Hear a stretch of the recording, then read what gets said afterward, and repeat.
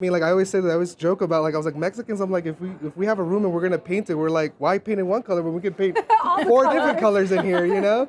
And it's like it's a lot. We're excessive that way, and I love that.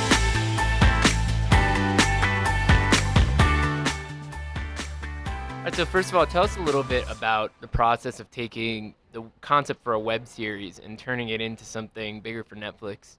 Yeah. You want me to go? Yeah, I'll you go. go. He's stuck on something. Yeah, like where do I start? I think with the writing process, the digital series is very anthological. It deals with individual characters in every episode. It has a little bit of a through line. But with a TV series, we really wanted to make something that was bingeable for Netflix, but also something that would still honor what we did with the digital series, that anthological feel. So we follow this family that we love throughout the season, but then we also break out into other characters in the show who represent some of our favorite people in our families, our tios, our tias, our primos, and we get to see the very human side of who they are. We get to see them in three-dimensional ways, and that was such a fun process to take it from this smaller, short-form content to this bigger world where we got to play even more with even more characters and really show this landscape of this family and this world. Yeah. Yeah, I was gonna say no, and we were able to take. There's a lot of like inspiration. Like there's a lot of little like story points and storylines from the digital episodes that we were able to expand and like weave into the new narrative like drive of the whole Yeah. season, which is a lot of fun. So I think it's like we had this. I feel like we had our cake and ate it too. You know, in a great way. Yeah. America, what was your way into this? And what resonated for you about the stories they were trying to tell here?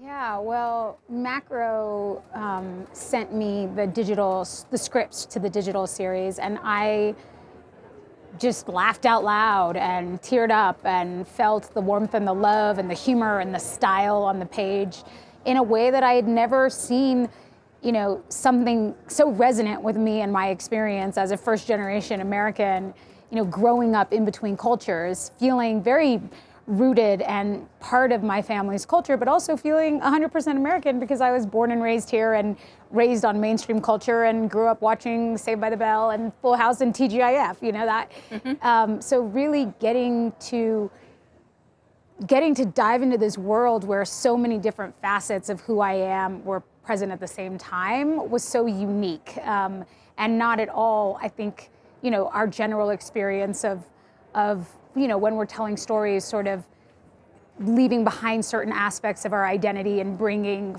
the part of our identity that fits into whatever room you're in.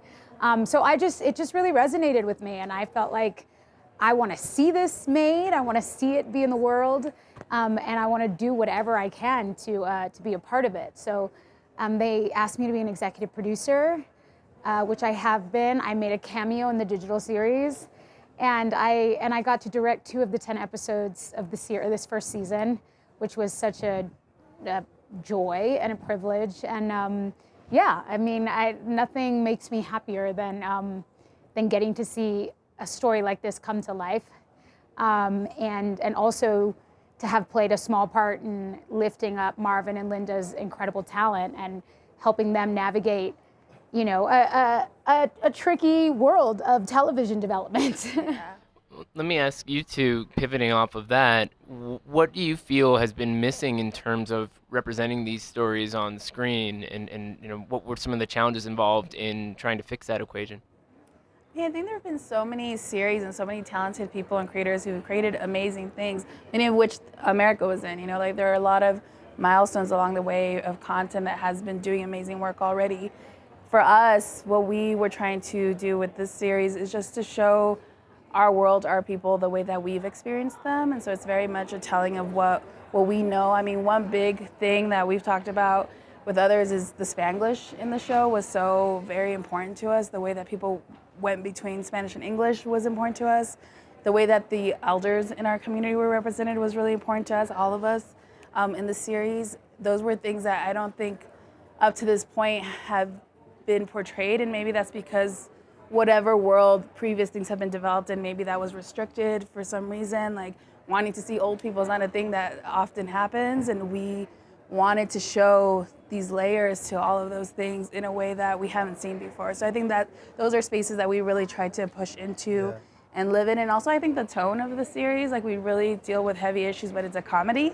And we talk a lot about comedy in our communities and how we're not allowed, like our stories are always so tragic and like we're not tragic, like we're dealing with call it trauma porn. Yeah, it's not trauma porn. We're dealing with heavy issues, but like we're usually our funniest people in our world are our families because we're laughing through the trauma. We're like, all right, that shit went down, but. And I think it's like, you know, the tone, like going off of that, I think a lot of what we were trying to do through our lens, through our writing and through the visual style of it is being able to blend the comedy that we grew up on, like you mentioned, like the Fresh Prince with like the also, you know, the film nerds in us of like the American cinema that we grew up watching because like our stories similarly, like with the trauma porn, it's always like the sepia tone because it's fucking Mexico. And it's like, why does it always that look? And it's like, versus being able to, especially in a community that is always portrayed as the hood and it's just gangbangers and it's just like, it's scary, you know, versus when I go, all I see is beauty. All I see is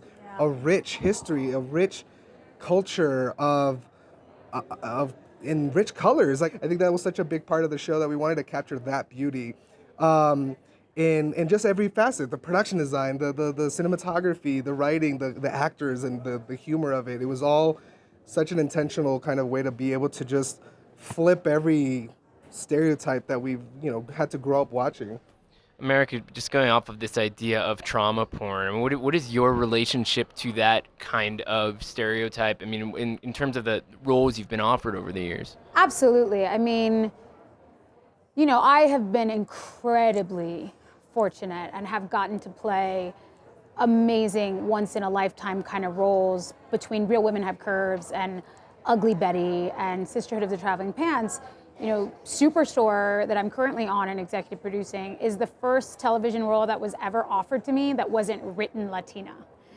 So I love when people ask me like, do you just always want to play like strong Latinas? I'm like, well, if somebody would offer me like anything else, like sure, but also like I am Latina, so even if the role isn't written such, like when I step into that role, it becomes that. But it's taken this long, and who knows what's in the future. But for someone to say like, this isn't a role that's specifically written for a brown person, but perhaps America might pull it off. So, yes, I have that relationship to it. And as a producer, I see, scripts all the time about our community, and they're not always resonant, and they are like heavy, and there's tragedy. And not to say that those things aren't real and true, but at this point in my career, I'm so interested in what our possibilities are, where we haven't seen ourselves, the genres and the worlds and the styles in which we've just never existed. So, Marvin's our own little Spike Lee. Like he's a wonderful director, and he just sees things in a visually stunning, joyful way. He grew up watching Scorsese and the Coen brothers, and that's infused in his work because that's who we are. But when people are often telling stories about us, it usually is the grainy and the gritty and the tragic and the drama, but we don't get to see the joy and the humor and the laughter intermingled because it's all true, So it is so wonderful to be at a place where we can celebrate, our communities artistically through our love for them and our joy when we're in them. The last question, not to linger on the trauma porn side of all of this, but it is an interesting moment, obviously, in our country, all these scary stories coming out about what's happening at the border. And I'm sort of curious, as storytellers, to what extent do you want your show to have any kind of impact on these conversations as they evolve? Well, our show's about gentrification. I mean, that's there's a theme in there around gentrification. So I think it happens. I mean, it's a conversation. I mean, gentrification is like a smaller version of just displacement, which is what's happening. I mean, people are migrating. So I would say, I mean, sorry, I didn't mean to. Well, I think that they're connected. There's a lot of, we wanted to write this series to talk about tough issues, but then to also celebrate our joy because we are all living in this climate as Latinos. Like, we're having to every day see our people be beaten down and displaced and treated in ways that we don't deserve to be treated. And so even though our show deals with some of those things, we want to see the joy, because we need joy right now. Like, we all really need to know that we're gonna be okay. And that happens a lot with the Morales family in the series, is that they're working, they're dealing with these heavy things, but the repeated theme is we're gonna be okay. We're gonna get through this, and that's such a narrative that's so true to all of us as children of immigrants. Like, the thing you grew up with your parents telling you, okay, no hay frijoles, but you know what? We're gonna do this. We're gonna be okay. We're gonna have some rice. We're gonna be okay. You just keep going.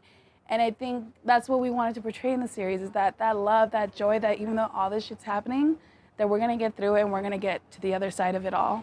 And I think the danger in the trauma being the only version of the story we see is that that's all people see when they look at us. Yeah. And that's all we see when we look at ourselves. You Yeah. know, that our young generations like us are growing up learning what to believe about themselves, and they look around at their culture and they say, oh, well, that must be all I'm good for, or that must be all I am, or all I'm worth, or I guess I am just the bad things that happen to me. And we're not. We're so much more than that.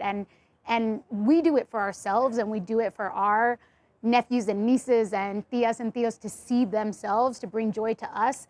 But an added benefit would be that people outside of our community, you know, see us for more than just the sort of bad things that are happening to us in our community. And, you know, to step outside of one's comfort zone and learn to watch someone else's experience and translate for yourself what that means, which is what we've had to do our entire lives, because stories weren't catered to us. So we had to learn how to translate for ourselves and see ourselves in worlds, or try to figure out, how do I fit into the world of, you know, Friends, or you know, how does that relate to me? So we are presenting everyone else with an opportunity. It's an invitation to say, step into our shoes and enjoy the joy of our world the way we do.